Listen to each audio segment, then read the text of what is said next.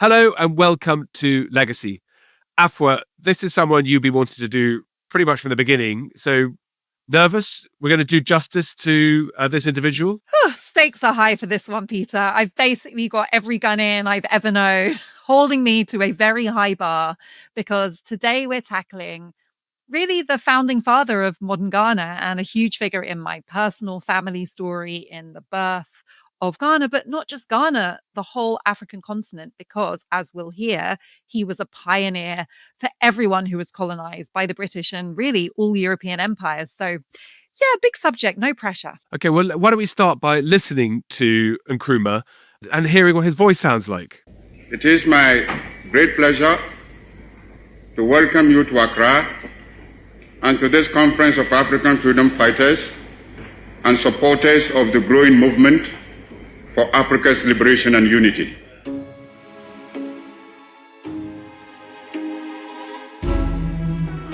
Hello and welcome to a new episode of Legacy. I'm Peter Frankopan. I'm Afua Hirsch. And this is Legacy, the show that explores the lives, events, and ideas that have shaped our world and asks whether they have the reputations that they truly deserve.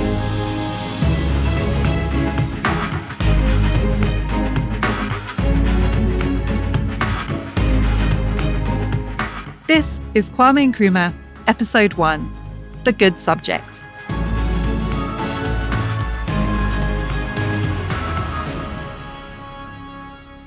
Afua, go on, start us off about who we were listening to. Start us off about who Kwame Nkrumah was. Kwame Nkrumah was the first leader of modern Ghana because during his childhood, it was the Gold Coast. It was regarded not just as a British colony, but Britain's model colony. And he ran riot through that system of colonial world order and led Ghana to become the first Black African nation to free itself from colonial rule. But he wasn't just thinking about Gold Coast in Ghana. He was a philosopher. He was a Pan-Africanist. So he was someone who dreamt not just of his own country's independence and liberation, but the liberation of the entire African continent. So he has a huge significance outside Ghana too, right? Absolutely. And from his early days in the Gold Coast to his tireless quest, lifelong quest for a united Africa, his impact is totally undeniable, Peter. He's inspired millions till today. He's often referenced on social media by people really trying to draw inspiration from that mid-20th century challenge for freedom. He disrupted colonial power. And in many ways, and I think this is such an important part of his legacy that I can't wait to discuss with you, he laid the intellectual groundwork for post-colonial African identity. But like all great leaders, as we know too well on this show, his legacy is far from simple. And it's marked by profound achievements, but also significant controversies. And I think it's fair to say, Afua, that his name across Africa is incredibly well known. I mean, in 1999, listeners to the BBC World Service voted him Africa's Man of the Millennium.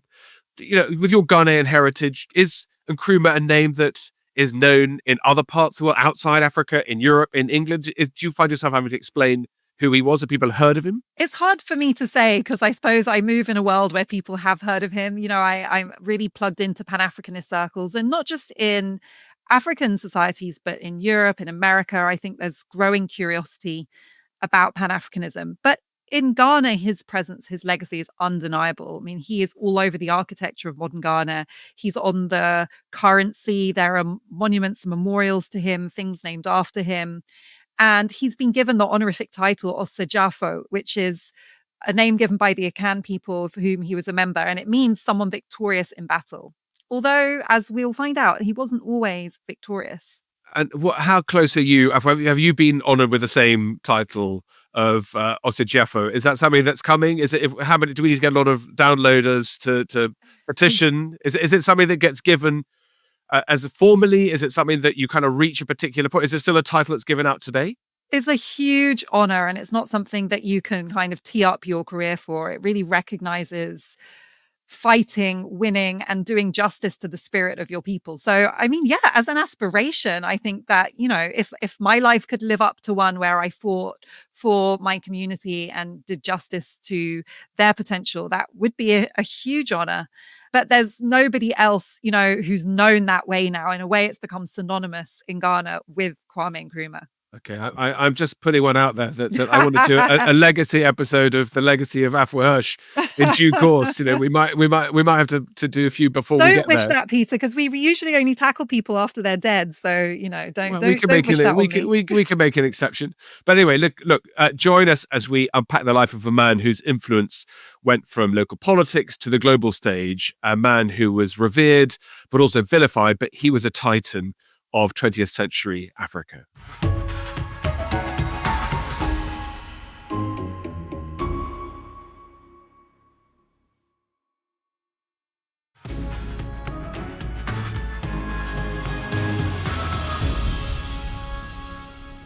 Okay, let's begin at the beginning, Afua, in the Gold Coast. So what's roughly now modern Ghana, where Frankopan Nkrumah was born. I like your pronunciation, Peter. Have you spent time in Ghana before? Well, some of my great friends have Akan heritage, Afua, so I've been listening carefully to pronunciations. So I hope I get it right. It's important to at least be able to say what people's names really were. It's something we do really badly in England. We get shocked by the idea that other people like to have words pronounced the right way. So if I've got that right, that's great news. But that's a long first name, Francis Nkrumah. He's much better known as Kwame Nkrumah. Tell us about his early life. He was born in Enzima, which is a region to the west of Ghana, close to Ivory Coast. And Enzima people are part of the Akan ethnic group, which is a kind of super ethnic group that dominates much of southern Ghana. But it's very specific, the Enzima region. I've been there. It's beautiful, coastal, incredibly rich rainforest, very fertile earth. And he was born in a small village. And even though it's not an affluent place in the modern capitalist sense, it's a place of abundance of fish, fruits, vegetables. His mother was a market trader and his father was a goldsmith. And it's also part of Ghana that is incredibly rich in gold, where many modern gold mines are and also many artisanal mines. And I think it was an artisanal mine that his father worked in, these kind of traditional mines that people have been working in by hand for centuries. And so even though his parents weren't educated in European languages and writing, they were very schooled in the traditions of Enzima culture. And Kwame Nkrumah's father was very respected in particular and was often sought out to advise on traditional and domestic affairs in the community. Is it fair to say that Akan society is quite patriarchal, very respectful of elder people? That was the case then as well and still the case today, right? Yeah, that's actually a complicated question because it's a matrilineal society, which means that you inherit through your mother. That doesn't mean it's matriarchal. You can still be a matrilineal society where inheritance passes through the mother's line, but have patriarchal power structures. The time that Kwame Nkrumah's born, the Gold Coast has only recently been kind of unified, all these different societies under the British flag. And it's actually the peak of Britain attempting to break down those matrilineal traditions and turn it into the kind of patriarchal, nuclear family formed society that adheres to the British idea of kind of good Christian Western values. And till today in Ghana, you can see the tension that, many people in southern Ghana are Christian and they live in these European family units. But the old culture of living in more communal ways, polygamy, practicing traditional religions is also still very visible. So it's a bit of a complex situation in Ghana, but I would say that women have their own distinct roles. Economically, they're very powerful. Trade and markets are controlled by women till today.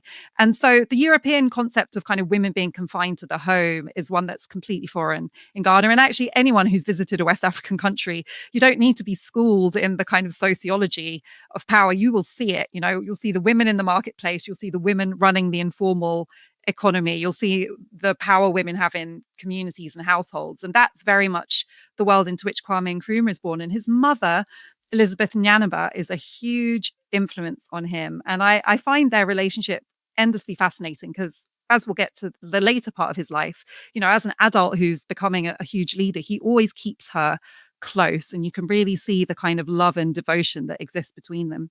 And she's obviously quite a character. I mean, he's unusual. Nkrumah, he's an only child, which is unusual in West African cultures. He's obviously a highly curious, observant child. He's a very good listener. He's very good at seeing what's going on. Because he's so sharp, his parents decide that they want to send him to school, but then he complains about the fact he's an only child. And his mother gives him a pretty good talking to explain that he should be grateful for that, right? Oh, I love this, that his mother said to him when he used to complain about being an only child. She pointed at the tall trees in the village and she said, "You see those big trees? They stand alone." And, I like to think that was kind of a guiding principle for him, because being a pioneer, being a leader is lonely. You're trying to do things that have never been done before, and you'll make mistakes and you'll find yourself betrayed. It takes a certain courage of conviction and ability to walk alone. And I feel he might have got that from his childhood. And you're right, it's very rare. Having many children is very prized in Ghanaian cultures. Women kind of gain status the more children she has.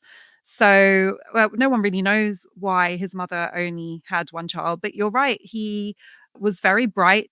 Basil Davidson, who's a major biographer of Kwame Nkrumah, who's himself a really interesting character, British man who was, I think, an intelligence agent during the war, wrote about Nkrumah that he was a shy child who preferred to stand and listen to his elders rather than merely run with the crowd. So that gives you a lens of the kind of person he was. But his whole life changes when he gets sent to school, Peter. I mean, he's one of those interesting people who's very shy on the one hand, but obviously is a natural leader. So it's reported that in a rebellion against his teachers, over strict implementation of corporal punishment, that he encourages his classmates to stay at home when the inspector of schools comes to visit, which is obviously very embarrassing. But the school itself, about a very effective way of concentrating minds. So he's got that kind of balance of someone who's quite reserved, but finds it maybe not easy to lead other people, but he knows that there's a kind of dynamic. Maybe that's something that he has as an only child, that, or like often only children do, that because they are not socialized at home, they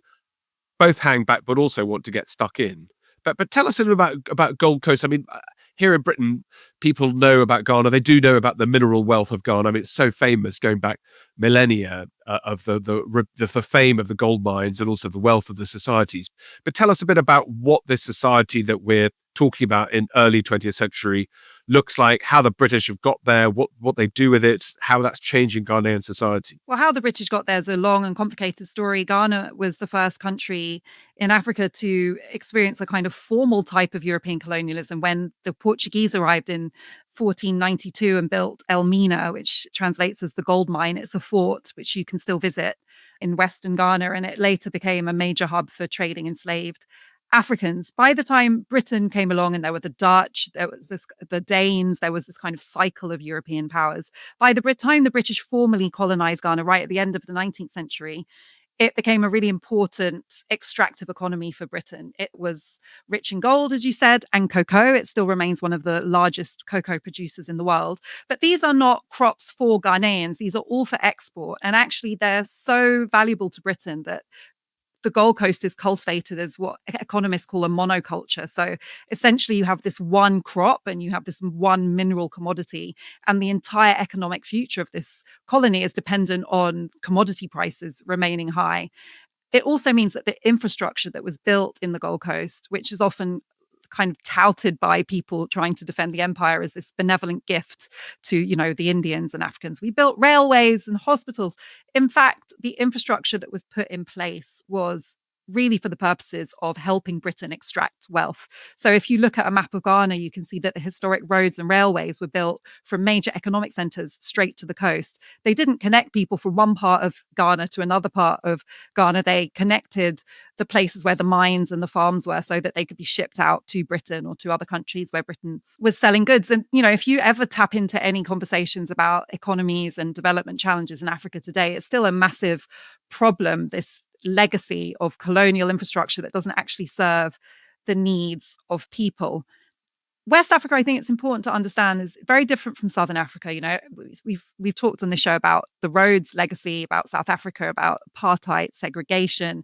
Ghana didn't have a formal system of segregation, mainly because there were relatively few colonial Brits there. Malaria is very prevalent in West Africa, and it meant that while Europeans at one point wanted to try and grab land and settle there in the way they had in other parts of the world, it was practically impossible. So they developed the system of indirect rule. And that's very relevant to our story of Kwame Nkrumah. What Britain did was train a small number of Africans to run the colony on its behalf, rather than import many British administrators, because British people couldn't survive the climate and the malaria. So there were very few of them there. And that meant that people like Kwame Nkrumah weren't rubbing up against British power in a very personal way. It was more abstract.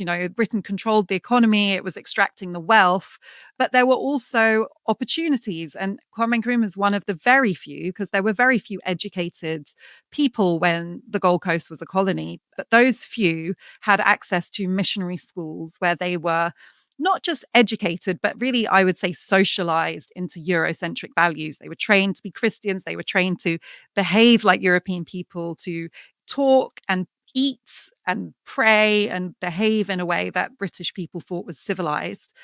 And so in that education, you can see where Kwame Nkrumah was beginning to experience this kind of duality of coming from a proud tradition of African heritage, but being taught that becoming more and more European was desirable. I mean, I think one of the problems, particularly in Britain or the English-speaking world, is that because we think of the experience of the British Empire as being exceptional, we don't sort of understand that there are parallels everywhere you look. So when you were just talking just now, I work typically on empires based in Asia, often built by peoples from Asia. And, all empires aim is to extract. All empires try to find ways of overlayering belief systems or ideas with local rulers or people who are smart or connected or talented to try to help them administer. Because by and large, if you're in the great empire of Baghdad, you'd rather be in Baghdad rather than miles away. So empires, I think we got into discussion in the West here where we kind of think that there's this, like you said, it's about railways bring good things as well as bad. All empires are trying to get things out of people. And then it's a very tricky balance because, of course, there are local populations and leaders who can do quite well from that trade. The problem is that ultimately it's always about dragging things back out and sending to the center, whether that's in Baghdad, whether it's in London, you name Madrid, etc. But also things also work back in the other way. So places like Gold Coast get used as dumping ground. So you get manufactured goods being brought not just from England in the mills from Manchester and the industrial cities, but also from other parts of the British Empire, because you're aiming to try to make everything a circular economy as you possibly can. And that means that you're constantly introducing new ideas, things that today we obviously have mixed feelings about: cosmopolitanism, globalization. At what point is it a threat when you have new ideas and impulses, and at what point are they being incorporated locally and who by? And it's a sort of complicated story. But as you were talking just now, Afua, it definitely makes me think that it's sometimes helpful to see this in wider context. The Romans building roads are not doing it to allow people to get to A to B so they can visit their villas. They're doing it so that they can get wood or metals from one part of the empire to the other. But what's interesting in Ghana in particular is the disease environment. Mortality expectations are so bad that for white people who don't have natural resistance to things like malaria. So it's a place that the British are very keen to control with putting as little effort as they possibly can. So they're getting very good bang for their buck. So they're trying to constantly find ways of integrating or trying to take over societies while not really putting any benefits at all. But that also means that you get kind of weird hangovers today. I mean, like Horlicks is still quite popular in Ghana, right? Yeah, I mean, when you're talking about the economic implications, it's important to emphasize we think about extraction, but it's also creating markets for British products, as you said. And, that was a little bit too successful. If you go to Ghana today, it's really fascinating what has seeped into the culture and now is kind of embraced as a Ghanaian thing to do. So it's called Milo, this drink that's made by Nestle, very popular across West Africa, which is basically Horlicks. It's basically sugar, powdered milk, which is quite bad for West Africans who tend to be lactose intolerant, and a few kind of vitamins. Condensed milk, very popular. If you are given a cup of tea in Ghana, you'll probably be offered some Carnation condensed milk. This is not a product placement for Carnation. It's disgusting. And then British made detergents, soaps are still favored over locally made goods. And that's had a really long-term impact on Ghana's ability to make its own natural products and its own manufacturing desirable, because it created this layer where the imported goods from the imperial heartland were seen as aspirational. Another thing, that I learned from you, Peter, and if you look at my copy of the Silk Road, it's kind of absolutely full of notes scribbled all over your description. So the Ottomans, for example, because, it was really interesting to learn from your perspective about other empires. I think something that makes the British Empire in West Africa stand out is that other empires, as you said, they were extracting, they were conquering, they were kind of grabbing land. But the Ottomans, as one example, and I say this knowing I learned basically all of it from you, understood the value of diversity, not really in the modern sense, but, that there were ways they could incorporate local traditions and ideas that would strengthen Ottoman rule. The British didn't see it like that. The British regarded African culture as having nothing to offer. They had a very racist lens that's quite unique in history because it was based on this kind of pseudo-scientific idea of the hierarchy of human species that put Europeans and particularly Anglo-Saxons at the top and Black Africans right at the bottom. And they imparted this to the West Africans they raised within the colony. So they were teaching people like Kwame Nkrumah that his own race and heritage was shameful. And that, you can imagine, is a very complex thing for a young African to be learning. So, for example, the British colonial education system that Nkrumah was taught under taught him that Mungo Park discovered the River Niger, that David Livingstone discovered Lake Victoria. It's kind of suggesting that the Africans who'd been living there for millennia were kind of wildlife. They were just part of the natural environment. They weren't significant or consequential. And, as someone who was educated in a Christian missionary school, Kwame Nkrumah would have been taught that he was a descendant of Ham, the biblical figure who was cursed in the Old Testament. And many British people at the time believed that the descendants of Ham were the black race, and the reason they were black were because of this curse. So it's a really poison chalice, this Christian education. You are being taught to believe that you come from something that is inferior, that is subhuman. And, as modern African scholars have described it, Christian ideology was an ideally fashioned weapon for the destruction of the self-image and value system of the African. And, I come from a family that had this kind of education. Many people of African heritage listening to this will recognize that. And the contradiction is how destructive and imparting of self-loathing those ideas were, and yet how our ancestors thrived in that system. My grandfather did really well at school. That's why he ended up coming to Britain. Kwame Nkrumah performed really well at school. And in his case, in fact, he so impressed the school authorities that when he was 17, he was promoted to being a pupil teacher, which was basically a colonial system where a talented older pupil then began helping the missionary teachers teaching the younger children. I mean, I think that curse of Ham that you mentioned and ideas about skin color and race are those do exist in the Ottoman world and in the great Arab empires too. That there's no question that one should say that there's more tolerance in one part of the world than in the others. I think there's enormous discrimination. But what is different is in the Ottoman world and in the Abbasid world. If you were from Slavic or Central Asian stock, you could marry the Sultan or become one of the concubines. You could be the mother of one of the emperors. You could become the ruler of the empire in all but name. So you'd be the vizier who'd have control of everything. And those promotions of people from different ethnic and religious backgrounds happened in different ways to how they did in Western Europe. There's no question about that.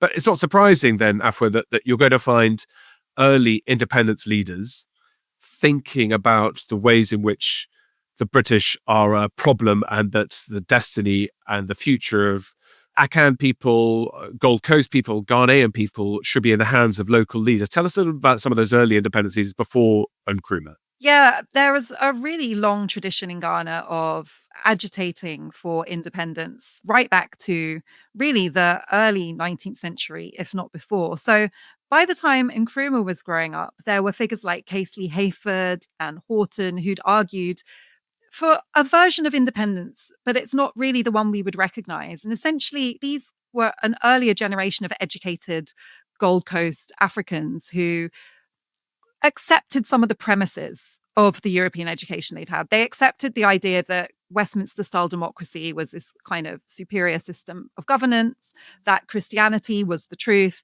that the ways in which Europeans behaved was desirable. But what they were arguing was that they as Africans could live up to those standards. They could reach that behavior themselves. And as a result, they rejected the idea that Africans are inferior, are less intellectually able, are inherently savage. They were kind of using Eurocentric ideas to try and prove their worth within an imperial context. So they wanted self-governance. They wanted a transition towards letting not all Africans, because I think like European colonialists, they would have regarded, illiterate people in the village practicing their traditional culture as uncivilized, but they wanted those Africans who had been educated, who did practice these European values, to have control over their own countries, over their own administration, to begin to have some kind of self-determination. And now it's easy to be very critical of those ideas now because they seem to kind of assimilate many very colonial ideas. But at the time, it was extremely radical, and people were actually being deported, exiled, banished, even imprisoned for propagating those ideas.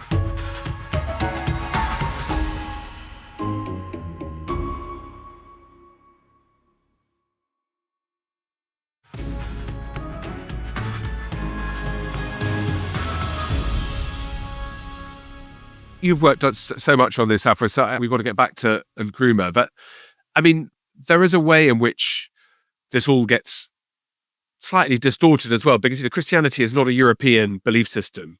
Christianity rises in Asia. That Jesus Christ never set foot in Europe. So that idea of saints being depicted with blue eyes and white skin, and this all being a European construct, is itself a step removed from reality. So I wonder how that fits in, because you find amazing places like Ethiopia where saints aren't depicted the same way that they are in Northern Europe. Do you see Christianity as a means to an end, because rather than itself being the problem about how it's just a vehicle that allows colonial expansion to have a justification? Yeah, I think all religions share similar spiritual doctrines, especially the great monotheistic faiths. And yeah, I've been to Axum in northern Ethiopia, and I've been to chapels from the 5th century and seen a Black Virgin Mary in this ancient wall painting, and the Black saints. And you've got, of course, Ethiopians' conception of the great figures of Christianity are Ethiopian in appearance, if not in heritage. And there's also the Old Testament stories about the Queen of Sheba coming from Ethiopia and having a child with Solomon, who became the founding member of the Solomonic dynasty of kings in Ethiopia. So there are great African Christian traditions. There are also great African Judaic traditions. There are Jews in East Africa. There are theories that the Akan population in modern day Ghana actually descended from ancient Israel. There are lots of theories. There are lots of cultural similarities. If you look at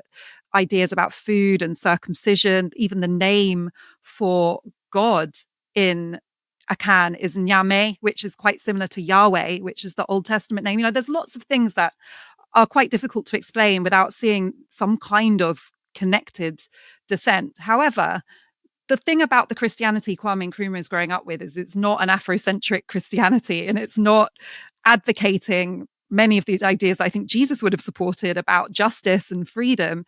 It's being used as a form of social control, and it's being used as a weapon to show Africans that they are inferior and that they are savage and that they should aspire to a version of Christianity that looks very European. And to this day, if you go to Ghana, you go and visit ordinary people's homes, you will see, what you see everywhere in the world, pictures of family, friends and relatives on the walls, and everyone will be Black except a framed picture of Jesus, which will take up pride of place in the room. And this person will have blonde hair and blue eyes. And it's always quite jarring to go into a very African environment where people are so proud of their beauty, their hair, their clothes, their incredible African traditions.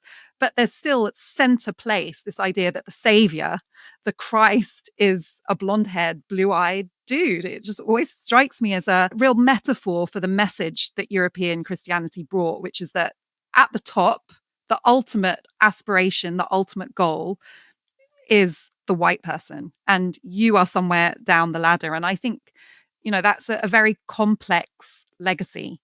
And the people who had a huge influence on Kwame Nkrumah's early adult life were grappling with that themselves. And one of them was James Kwadwo Aggrey, who is not very well remembered now, but at the time he was almost a contemporary Nkrumah. He was a devout Christian, but quite a radical thinker towards African pride and self-determination. So tell us about him, because we know that Nkrumah was very respected as a schoolboy. His headmaster rates him. He's a pupil teacher, like you mentioned, so he's mentoring younger people. That speaks to his maturity and to his charisma, of course.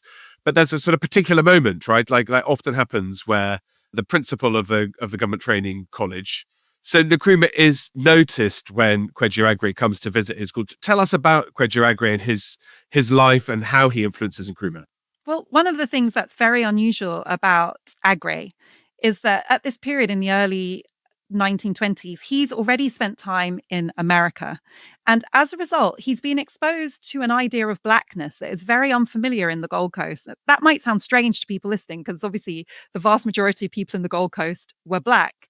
But, if you're from a country where everyone's black and all of your ancestors and everyone you see in your daily life is black, you really don't have much of a racialized identity. Your identity is going to be the language you speak, the ethnic group that you come from, the region that you come from, maybe the class, what your parents do, what kind of role your immediate family play in the community. But race is quite meaningless, just as if you're, white from a part of Europe that's never had any immigration, you don't really walk around thinking of yourself as white. So when you go to America, though, at that era, you've got Jim Crow segregation. You've got people who are descended recently from enslavement. And, America has racialized blackness in a very legalistic, direct, violent way. So an African going to America is suddenly confronted with the idea that there are black people and white people, and that there is this power struggle and this oppression going on. So those are quite potent ideas to bring back to a colony like the Gold Coast, where the same ideas exist, but they're much more subtle and maybe unfamiliar to the population.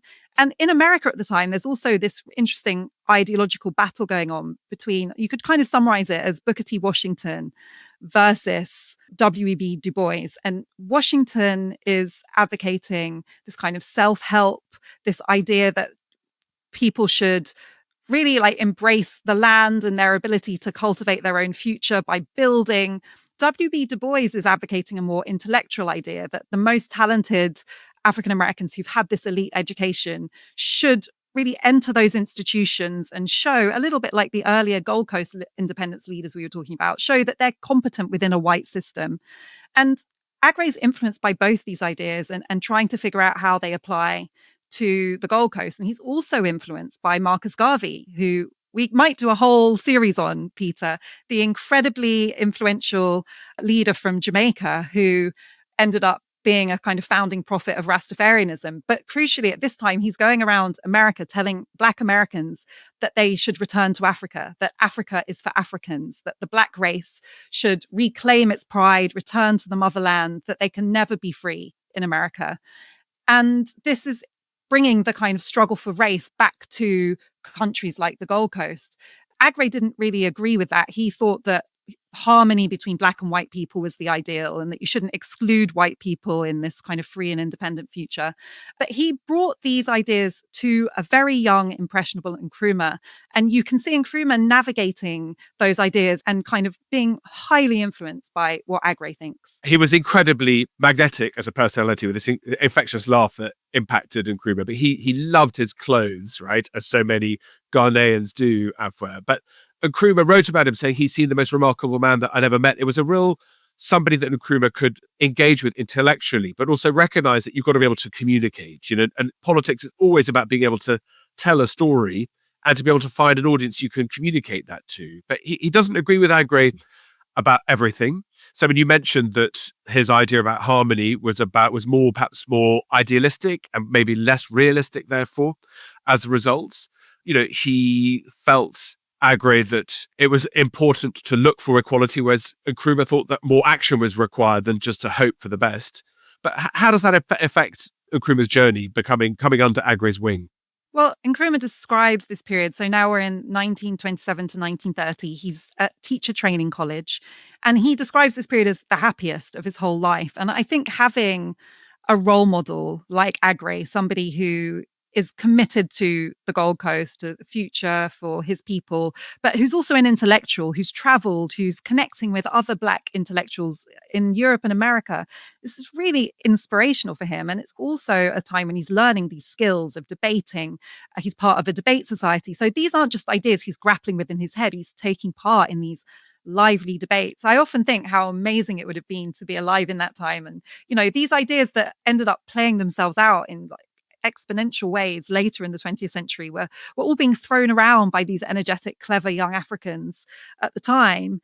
And you can really see the impact of it in Nkrumah's behavior, because during this period, he goes from being an absolutely devout Catholic, having had this missionary education, to starting to be skeptical about the church. He stops attending regularly. He, at one point, refuses to go to mass altogether, and which is highly frowned upon by the authorities at the college. So the kind of compromise is that during mass, Nkrumah will stay in his dormitory and maintain a respectful hourly silence. That gives you a sense of how serious it is to refuse to go to mass. And he's starting to question everything. And there's one thing in particular, Peter, that is kind of like a grenade into this environment. And it's an article that's published in 1936. Can you tell us about that? Well, it's a very famous article called "Has the African a God?" And essentially it's a rejection. I mean, it's an elision of Christianity and Europeans and whiteness and colonialism, which blends all of them together, which is why it's a grenade. So it's written by a Nigerian nationalist called Nnamdi Azikiwe and a Sierra Leonean called Wallace Johnson, who had been the founder of a radical youth league in Sierra Leone. And they'd been to the Gold Coast and they'd written this article. And they'd said that they personally believe that Europeans have a God in whom Europeans believe and who is representing all the churches over Africa. And the European believes in God whose name is spelt deceit. I mean, that's a pretty aggressive refutation. Civilized Europeans are trying to civilize barbarians. That means white people are trying to make black people do what they do with machine guns. And that Christians are coming, or people are coming in the name of Christianity and doing terrible things, basically, as we talked about at the beginning, to extract and make other people pay for their lifestyles that they have back in their home countries. And not surprisingly, that doesn't go down particularly well, does it? It's extremely serious to cast this doubt on European intentions in Africa. I mean, even though, with the benefit of hindsight, it's obvious. There's truth in this, that it's an extractive relationship. But, Britain has been promoting the idea that it's this benevolent figure that's civilizing these Africans, rescuing their souls from their savage barbarian ways. So to suggest that actually it's Africans who have this spiritual intelligence and Europeans who are lying to people by saying they're religious when actually they're using God as a cover for the machine gun. I mean, it's hard now to really emphasize how radical and criminal that was in the British eyes.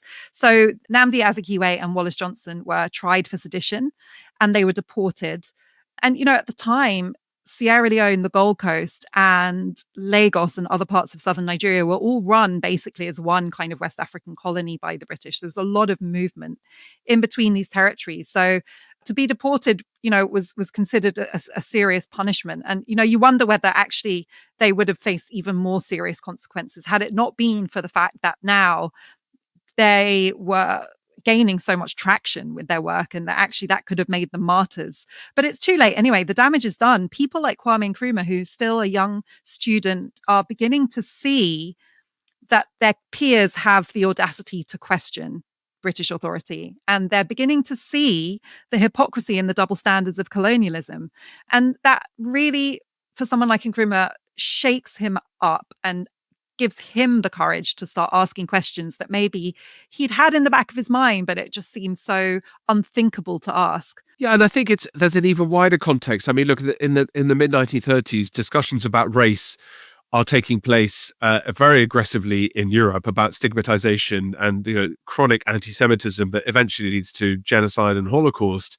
In the United States, racial divisions, there's no sign of things getting better. In fact, things look like they're getting worse in the period of the Great Depression. You see independence movements started to be born in India.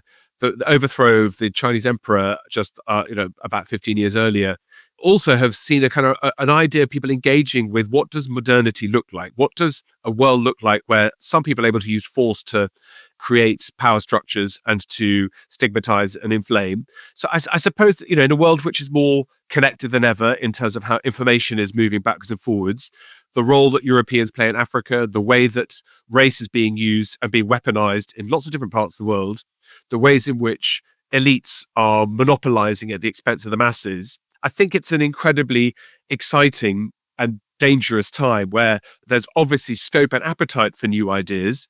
That the challenge is, how do you take those ideas and get them into action? How do you mobilize?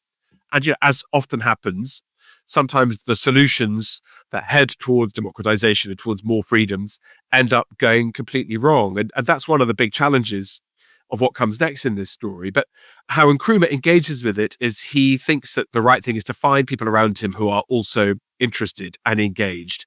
And that's finding people who are going to have ideas that are going to be interesting. So he establishes the Nzima Literature Society. He finds ways of thinking about how he might get to the United States to come and study. And eventually, in the early 1930s, he goes first to Britain to get a visa, but he's wanting to discover what the world looks like outside, partly to see how that can help him reconfigure what he thinks Gold Coast or what become Ghana will look like in the future. And Nkrumah is such an important global figure that early on, he's looking and thinking globally too. So with the help of a generous uncle in Lagos, in 1931, Nkrumah manages to raise enough money to fund his passage to the United States, traveling first to Britain to get a visa. And by the time he's leaving for America, he is in some ways already well-formed. He's got strong nationalist sentiments. He's got a profound belief in the inherent freedom and right to freedom of African people. But the journey he's about to embark on is only just the beginning of what's to come. And we'll look at that in the next episode of Legacy.